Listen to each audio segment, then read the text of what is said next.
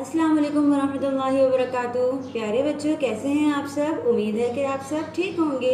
यह आपकी जमात दोयम की उर्दू की दरसी किताब है। हमने सबक नंबर 2 नात की बुलंदख्वानी कर ली थी। आज हम नए अल्फाज का मुताला करेंगे। सारे बच्चे सफ़ा नंबर 5 खोल लीजिए। नए अल्फाज मेरे साथ साथ पढ़ेंगे।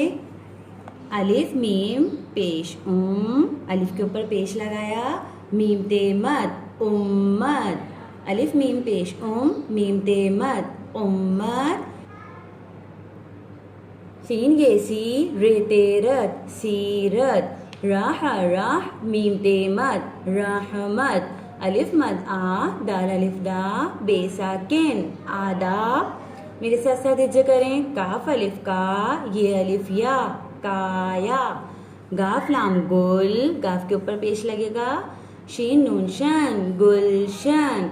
लाम हे लह लाम हे अलिफ हा लहलहा ये अलिफ या लहलहाया। प्यारे बच्चों, आप सब ने भी इसी तरह हिज्जों के साथ इसको पढ़ना है। अल्लाह हाफिज़।